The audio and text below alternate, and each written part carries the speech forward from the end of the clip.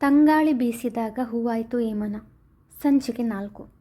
ರೀ, ಇವತ್ತು ಒಬ್ಬ ಹೊಸ ಹುಡುಗ ಜಾಯಿನ್ ಆಗ್ತಿದ್ದಾನೆ ಅಂತ ಹೇಳಿದ್ರಲ್ವಾ? ಆಶಾರವರು ಕೇಳಿದಾಗ, ಹಾಂ, ಇನ್ನು 5 ನಿಮಿಷದಲ್ಲಿ ಬರಬಹುದು. ತುಂಬ ಇಂಟೆಲಿಜೆಂಟ್ ಹುಡುಗ. ಫಸ್ಟ್ ಅಟೆಂಪ್ಟ್ನಲ್ಲೇ CA ಕಂಪ್ಲೀಟ್ ಮಾಡಿದವರು ತುಂಬ ರೇರ್ ಅಲ್ವಾ? ಅಂಥವರಲ್ಲಿ ಇವನು ಒಬ್ಬ ಎಂದು ಅವನನ್ನು ಹೊಗಳಿದರು. ಹೌದಾ ಎಂದವರೇ ಅವನ ಹೆಸರೇನು ಕುತೂಹಲದಿಂದ ಕೇಳಿದರು. ಮೇ ಕಮಿನ್ ಸರ್ ಎಂಬ ದನಿ ಬಂದತ್ತ ನೋಡಿದವರ ಮೊಗದಲ್ಲೇ ನಗು ಅರಳಿತು. ಆಶಾ, ಇವನೇ ನೋಡು ಹೊಸ ಹುಡುಗ, ಅದೃತ್ತಿ ಎಂದರು ಹೆಮ್ಮೆಯಿಂದ. ಕೆಲಸಕ್ಕೆ ತಕ್ಕಂತೆ ಫಾರ್ಮಲ್ ಬಟ್ಟೆ ತೊಟ್ಟವ. ಹೆಚ್ಚು ಓದಿದರಿಂದಲೋ ಏನು ಕಣ್ಣಿಗೆ ಕನ್ನಡಕ ಧರಿಸಿದ್ದ. ಅವನ ಮೊಗದಲ್ಲಿ ತುಸು ಗಾಂಭೀರ್ಯತೆ ಇತ್ತು. Good morning sir. Good morning ma'am ಎಂದವ ಚಂದದ ನಗು ಬೀರಿದ. ನಿನ್ನ ಬಗ್ಗೆನೇ ಮಾತಾಡ್ತಿದ್ವಿ, ಬಾ ಎಂದು ಸ್ನೇಹದಿಂದ ಮಾತನಾಡಿಸಿದರು ಗೋಪಿನಾಥ್ರವರು. ವೆಲ್ಕಮ್ ಟು ಅವರ್ ಫರ್ಮ್ ಎಂದವರೇ ಕೂತ್ಕೋ ಎಂದು ತಮ್ಮ ಮುಂದಿರುವ ಚೇರಿನತ್ತ ತೋರಿ ನುಡಿದರು. ಥ್ಯಾಂಕ್ ಯು ಸರ್ ಎಂದವ ಚೇರಿನಲ್ಲಿ ಕುಳಿತ. ನನ್ನ ವೈಫ್ ಆಶಾ ಎಂದು ಮಡದಿಯನ್ನು ಪರಿಚಯಿಸಿದವರೇ ಅವನು ಮಾಡಬೇಕಾದ ಕೆಲಸದ ಬಗ್ಗೆ ತಾವೇ ಅವನಿಗೆ ವಿವರಿಸಿದರು. ತದನಂತರ ಆಫೀಸ್ ಸ್ಟಾಫ್ಸ್ಗೆಲ್ಲ ಅದೃತ್ ದೇವ್ನ ಪರಿಚಯ ಮಾಡಿಸಿದರು. ಎಲ್ಲರಿಗೂ ನಗು ಬೀರಿದವ ತನ್ನ ಕೆಲಸದತ್ತ ಗಮನ ಹರಿಸಿದ. ಕೆಲಸದ ವೇಳೆಯಲ್ಲಿ ತುಂಬ ಗಂಭೀರವಾಗಿರುತ್ತಿದ್ದನವನು. ಕಾಯಕವೇ ಕೈಲಾಸ, ಇದೇ ಅವನು ತನ್ನ ಜೀವನದಲ್ಲಿ ಪಾಲಿಸುತ್ತಿದ್ದ ನೀತಿ. ಏಕಾಗ್ರತೆಯಿಂದ ತನ್ನ ಕರ್ತವ್ಯದಲ್ಲಿ ತಲ್ಲೀನನಾಗಿರುತ್ತಿದ್ದ.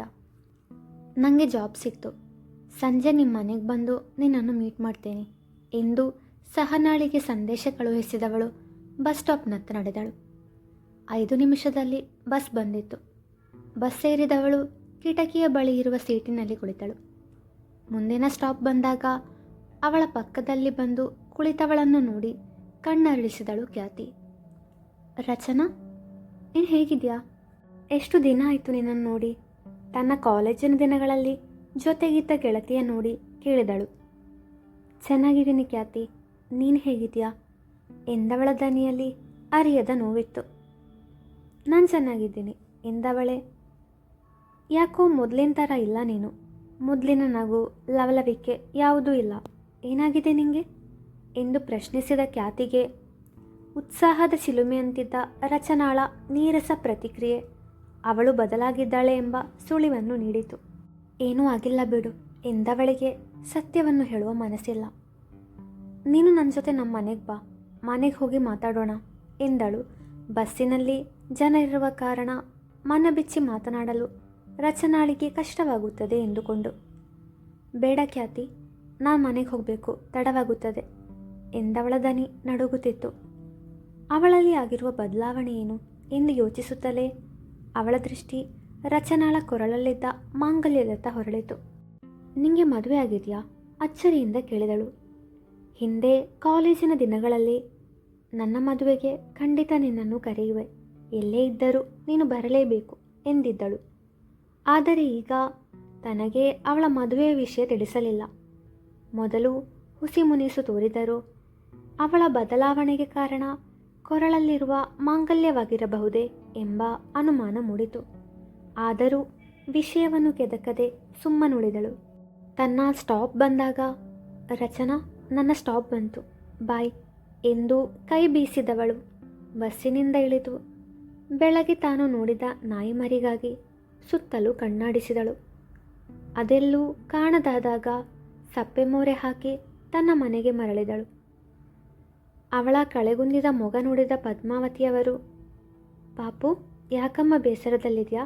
ಕೆಲಸ ಸಿಗಲಿಲ್ವಾ ಎಂದು ಕೇಳಿದಾಗ, ಕೆಲಸ ಸಿಕ್ತು ಅಜ್ಜಿ, ಆದರೆ ಪಪ್ಪಿ ಎಲ್ಲೂ ಕಾಣಿಸ್ತಿಲ್ಲ ಎಂದವಳೆ ತಾನು ಬೆಳಗ್ಗೆ ಬಸ್ ಸ್ಟಾಪ್ನಲ್ಲಿ ನೋಡಿದ ನಾಯಿ ಮರಿ ಬಗ್ಗೆ ಹೇಳಿದಳು. ಅದು ಅಲ್ಲೇ ಸುತ್ತಮುತ್ತ ಇರುತ್ತೆ ಬಿಡು ಪಾಪು, ಅದನ್ನು ಮನೆಗೆ ಕರ್ಕೊಂಡು ಬರಬೇಡ, ನಿಮ್ಮಪ್ಪಂಗೆ ಇಷ್ಟವಾಗೋಲ್ಲ ಎಂದರು. ಮುಂದೆ ಅದರಿಂದ ಮನೆಯಲ್ಲಿ ಜಗಳವಾಗುವುದು ಬೇಡ ಎಂದು. ಸರಿ ಅಜ್ಜಿ ಎಂದು ತಲೆಯಾಡಿಸಿದವಳಿಗೆ, ಫ್ರೆಶ್ ಆಗಿ ಬಾ ಪಾಪು, ಆಮೇಲೆ ಜೊತೆಯಲ್ಲಿ ಊಟ ಮಾಡೋಣ. ನಾನು ನಿಮ್ಮ ತಾತನ್ನ ಊಟಕ್ಕೆ ಕರಿತೀನಿ ಎಂದವರೇ ತಮ್ಮ ಪತಿಯನ್ನು ಕರೆಯಲು ಹೋದರೆ ಖ್ಯಾತಿ ತನ್ನ ಕೋಣೆಯತ್ತ ಹೆಜ್ಜೆ ಹಾಕಿದಳು. ತದನಂತರ ಫ್ರೆಶ್ ಆಗಿ ಡೈನಿಂಗ್ ಟೇಬಲ್ ಬಳಿ ಬಂದವಳೆ ಲಕ್ಷ್ಮೀಕಾಂತ್ರವರ ಪಕ್ಕದಲ್ಲಿ ಕುಳಿತಳು. ಇವತ್ತೇನು ಸ್ಪೆಷಲ್ ಅಜ್ಜಿ ಎಂದು ಕೇಳಿದಳು ಮೂಗರಳಿಸಿ. ಇವತ್ತು ನಿಮಗೆ ಇಷ್ಟವಾದ ಬೆಂಡೆಕಾಯಿ ಸಾಂಬಾರು ಮಾಡಿದ್ದೀನಿ ಎಂದವರ ಕೆನ್ನೆ ಹಿಂಡಿದವಳೆ ಸ್ವೀಟ್ ಅಜ್ಜಿ ಎಂದಳು. ಅವಳ ಮಾತಿಗೆ ತುಟಿ ಅರಳಿಸಿದವರು ಅವಳ ತಟ್ಟೆಗೆ ಊಟ ಬಡಿಸಿದರು. ತಾತ, ನಿಮಗಿವತ್ತು ಮೌನ ವ್ರತನ? ಯಾಕೇನು ಮಾತಾಡ್ತಾನೇ ಇಲ್ಲ ಎಂದು ಕೇಳಿದಳು ಮೌನವಾಗಿ ಕುಳಿತವರನ್ನು ನೋಡುತ್ತಾ. ಹಾಗೇನಿಲ್ಲ ಪಾಪು, ನಿಮಗೆ ಕೆಲಸ ಸಿಕ್ತು ಅಂತ ನಿಮ್ಮ ಅಜ್ಜಿ ಹೇಳಿದರು. ಹೇಗಿದೆ ಹೊಸ ಆಫೀಸ್? ಮಾತು ಬದಲಾಯಿಸಿದರು. ಆಫೀಸ್ ತುಂಬ ಚೆನ್ನಾಗಿದೆ ತಾತ. ಇವತ್ತು ಸ್ವತಃ ಬಾಸ್ ನನಗೆ ಇಂಟರ್ವ್ಯೂ ಮಾಡಿದ್ರು ಗೊತ್ತಾ. ಅವರು ತುಂಬ ಡಿಫ್ರೆಂಟ್ ತಾತ. ನನ್ನ ಸರ್ಟಿಫಿಕೇಟ್ ಕೂಡ ಕೇಳಲಿಲ್ಲ ಎಂದವಳು ಆಫೀಸಿನಲ್ಲಿ ನಡೆದ ವಿಷಯವನ್ನು ವಿವರಿಸಿ. ಸಹನ ಕೂಡ ಅದೇ ಆಫೀಸ್. ಸೊ ಇನ್ನು ಮುಂದೆ ನಾನು ಸಹನ ಜೊತೆಯಲ್ಲಿ ಆಫೀಸಿಗೆ ಹೋಗ್ಬೋದು ಎಂದು ಖುಷಿಯಿಂದ ಹೇಳಿದವಳು ಊಟ ಮಾಡುವತ್ತ ಗಮನ ಹರಿಸಿದಳು. ಊಟವಾದ ನಂತರ ಲಕ್ಷ್ಮೀಕಾಂತ ದಂಪತಿಗಳ ಜೊತೆ ಹಾಡು ಕೇಳುತ್ತಾ ಕುಳಿತವಳು. ಅಜ್ಜಿ, ಮದುವೆ ಆದರೆ ಹುಡುಗಿ ಬದಲಾಗ್ತಾಳಾ ಎಂದು ಪ್ರಶ್ನಿಸಿದಳು ರಚನಾಳನ್ನು ನೆನೆದು. ಯಾವತ್ತೂ ಮದುವೆಯ ವಿಷಯದ ಬಗ್ಗೆ ಮಾತನಾಡದವಳು ಇಂದು ಅದರ ಬಗ್ಗೆ ಮಾತನಾಡಿದ್ದು ಇಬ್ಬರಿಗೂ ಸೋಜಿಗವೆನಿಸಿತು. ಯಾಕೋ ನಮ್ಮ ಪಾಪು ಇವತ್ತು ಮದುವೆ ಬಗ್ಗೆ ವಿಚಾರಿಸ್ತಿದ್ದಾಳೆ. ಹಾಗಾದರೆ ನಿಮಗೆ ರಾಜಕುಮಾರನನ್ನು ಹುಡುಕಲು ಗೋಪಿಗೆ ಹೇಳುವುದಾ ಎಂದ ಪದ್ಮಾವತಿಯವರ ಮನದಲ್ಲಿ ಮೊಮ್ಮಗಳು ಮದುವೆಗೆ ತಯಾರಾಗಿದ್ದಾಳೆ ಎಂಬ ಖುಷಿ. ಆದರೆ ವಾಸ್ತವ ಅವರಿಗೆ ಅರಿಯದಲ್ಲ. ಯಾವ ರಾಜಕುಮಾರನೂ ಬೇಡ, ಏನೂ ಬೇಡ. ಮೊದಲು ನಾನು ಕೇಳಿದ ಪ್ರಶ್ನೆಗೆ ಉತ್ತರ ಕೊಡಿ ಎಂದವಳು ಅವರ ಮಡೆಯಲ್ಲಿ ತಲೆ ಇಟ್ಟಳು. ಅವಳ ತಲೆ ನೇವರಿಸಿದವರೇ, ಪಾಪು, ಮದುವೆ ಆದರೆ ಹೆಣ್ಣು ಬದಲಾಗ್ತಾಳೆ. ತನ್ನವರನ್ನು ಬಿಟ್ಟು ಹೊಸ ಮನೆಗೆ, ಹೊಸ ಪರಿವಾರದ ಜೊತೆ ಅವಳು ಹೊಂದಿಕೊಳ್ತಾಳೆ. ಅಪರಿಚಿತನಾದ ವ್ಯಕ್ತಿ ತಾಳಿ ಕಟ್ಟಿದ ಕ್ಷಣದಿಂದ ಅವಳ ಸರ್ವಸ್ವ ಆಗಿಬಿಡ್ತಾನೆ. ಅವಳು ಮದುವೆಗೆ ಮೊದಲು ಹೇಗೆ ಬದುಕಿದರು, ಮದುವೆಯ ನಂತರ ತನ್ನ ಪತಿ ಹಾಗೂ ಪರಿವಾರದವರ ಇಷ್ಟಕ್ಕನುಸಾರವಾಗಿ ಬದಲಾಗ್ತಾಳೆ. ತನ್ನ ಪತಿ ಹಾಗೂ ಪರಿವಾರದವರ ಖುಷಿಗಾಗಿ ಬದುಕುತ್ತಾಳೆ ಎಂದು ಹೇಳುತ್ತಿರುವಾಗ ರಚನಾ ಬಗ್ಗೆ ಯೋಚಿಸಿದವಳು. ಪಾಪ, ಈಗ ಅವಳ ನೋವಿಗೆ, ಅವಳ ಬದಲಾವಣೆಗೆ ಕಾರಣ ಅವಳ ಮದುವೆ ಇರಬಹುದಾ ಎಂದುಕೊಂಡವಳು. ಅಜ್ಜಿ, ಹಾಗಾದರೆ ನಾನು ಯಾವತ್ತೂ ಮದುವೆ ಆಗುವುದಿಲ್ಲ. ನಾನು ನಿಮ್ಮೊಂದಿಗೆ ಇಲ್ಲಿ ಈ ಮನೆಯಲ್ಲಿ ಖುಷಿಯಾಗಿರ್ತೀನಿ ಎಂದು ಎದ್ದು ಕುಳಿತವಳು ಅವರನ್ನು ಅಪ್ಪಿಕೊಂಡಳು. ಪದ್ಮಾವತಿಯವರು ಪತಿಯ ಮುಖ ನೋಡಿದರು. ಪಾಪು, ಹಾಗೆಲ್ಲ ಮಾತಾಡಬಾರ್ದು ಕಣಮ್ಮ. ಲಕ್ಷ್ಮೀಕಾಂತರವರು ಶಾಂತವಾಗಿ ನುಡಿತಾರೆ. ಬೇಡ ತಾತ, ನನಗೆ ಮದುವೆ ಅಲ್ಲ, ಗಂಡನನ್ನು ಸರ್ವಸ್ವ ಅಂತ ತಿಳಿದು ಬದುಕುವುದಂತೆ. ಮನೆಯವರಿಗಾಗಿ, ಅವರ ಖುಷಿಗಾಗಿ ನಾವು ಬದಲಾಗಬೇಕಂತೆ. ನನ್ನಿಂದ ಇವೆಲ್ಲ ಸಾಧ್ಯವೇ ಇಲ್ಲ. ಇನ್ನೊಬ್ಬರ ಖುಷಿಗಾಗಿ ನಾವು ಬದುಕಿದಾಗ ನಮ್ಮ ಖುಷಿಗಾಗಿ ನಾವು ಬದುಕುವುದು ಯಾವಾಗ ಎಂದು ಗಂಭೀರವಾಗಿ ನುಡಿದವಳಿಗೆ, ಪಾಪು, ಗಂಡ ಹಾಗೂ ಮನೆಯವರು ಇನ್ನೊಬ್ಬರಲ್ಲ ಕಣಮ್ಮ. ಮದುವೆ ಆದಮೇಲೆ ಗಂಡ ಹೆಂಡತಿ ಇಬ್ಬರು ಒಂದೇ ಎಂದು ಅವಳಿಗೆ ತಿಳಿ ಹೇಳುವ ಪ್ರಯತ್ನ ಮಾಡಿದರು ಪದ್ಮಾವತಿಯವರು. ಗಂಡ ಹೆಂಡತಿ ಇಬ್ಬರು ಒಂದೇ ಅಂದಮೇಲೆ ಯಾಕೆ ಯಾವಾಗಲೂ ಹೆಣ್ಮಕ್ಳೇ ಎಲ್ಲದಕ್ಕೆ ಹೊಂದಿಕೊಳ್ಬೇಕು? ಎಲ್ಲರ ಖುಷಿಗಾಗಿ ಅವಳೇ ತನ್ನ ಇಷ್ಟಗಳನ್ನು ತ್ಯಾಗ ಮಾಡಬೇಕು? ಗಂಡನಾದವನು ಹೆಂಡತಿಗಾಗಿ, ಅವಳ ಖುಷಿಗಾಗಿ ಬದಲಾಗಬಹುದಲ್ವಾ? ಅಥವಾ ಹೆಣ್ಣಿನ ಕನಸಿಗೆ, ಅವಳ ಖುಷಿಗೆ ಬೆಲೆನೇ ಇಲ್ವಾ ಅಜ್ಜಿ? ಆವೇಶದಿಂದ ಪ್ರಶ್ನಿಸಿದಳು. ಗಂಡನಾದವನು ಹೆಂಡತಿಯ ಖುಷಿಗಾಗಿ ಏನೂ ಮಾಡಲ್ಲ ಅಂತ ಯಾರಮ್ಮ ಹೇಳಿದ್ದು? ನಿಮ್ಮ ತಾತನನ್ನೇ ನೋಡು. ನನಗೋಸ್ಕರ, ನನ್ನ ಖುಷಿಗೋಸ್ಕರ ಅವರು ಏನೆಲ್ಲ ಮಾಡಿದ್ದಾರೆ ಗೊತ್ತಾ ಎಂದವರು ಭಾವುಕರಾದರೆ, ಅವರ ಭುಜದ ಮೇಲೆ ಕೈಯಿಟ್ಟ ಲಕ್ಷ್ಮೀಕಾಂತರವರು ಮಡದಿಯನ್ನು ಸಂತೈಸಲು ಯತ್ನಿಸಿದರು. ಪಾಪು, ಗಂಡ ಹೆಂಡತಿ ಇಬ್ಬರು ಸಮಾನರು. ನೀನು ನಿನ್ನ ಗಂಡನ ಖುಷಿಗಾಗಿ ಬದುಕಿದರೆ ಅವನು ನಿನಗೋಸ್ಕರನೇ ಬದುಕುತ್ತಾನೆ. ಪ್ರೀತಿ ಎಂಬ ಲೋಕದಲ್ಲಿ, ಅವನ ಮನಸ್ಸಿನ ಅರಮನೆಯಲ್ಲಿ ನಿನಗೆ ರಾಣಿಯ ಸ್ಥಾನವನ್ನು ನೀಡುತ್ತಾನೆ. ಅಲ್ಲಿ ನಿನ್ನನ್ನು ಹೊರತುಪಡಿಸಿ ಬೇರೆ ಯಾರಿಗೂ ಸ್ಥಾನವಿರುವುದಿಲ್ಲ ಎಂದರು ಮೊಮ್ಮಗಳ ಮನವೊಲಿಸಲು. ಅವಳಿಗೆ ಎಲ್ಲರೂ ತನಗೆ ಹೆಚ್ಚು ಪ್ರಾಧಾನ್ಯತೆ ನೀಡಬೇಕು ಎಂಬ ಗುಣವಿದೆಯಲ್ಲ, ಅದೇ ಅವಳ ದೌರ್ಬಲ್ಯತೆಯೂ ಹೌದು.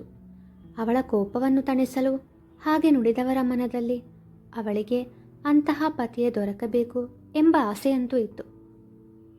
ತಾತ, ನನಗೆ ಪ್ರೀತಿ ಮೇಲೆ ನಂಬಿಕೆ ಇಲ್ಲ ಎಂದವಳಿಗೆ ಆಗ ಗೊತ್ತಿರಲಿಲ್ಲ ಮುಂದೊಂದು ದಿನ ತನಗೂ ಪ್ರೀತಿಯಾಗುವುದು, ತನ್ನ ಪ್ರೀತಿಯ ಖುಷಿಗಾಗಿ, ಅವನ ಮನೆಯವರ ಖುಷಿಗಾಗಿ ತನ್ನನ್ನು ತಾನೇ ಬದಲಾಯಿಸುವ ದಿನವು ಬರುವುದು ಎಂದು. ಸಾರಿ ಅಜ್ಜಿ, ಸಾರಿ ತಾತ, ನಾನು ನಿಮ್ಮಿಬ್ಬರ ಬಳಿ ಆವೇಶದಿಂದ ಮಾತಾಡಿದೆ.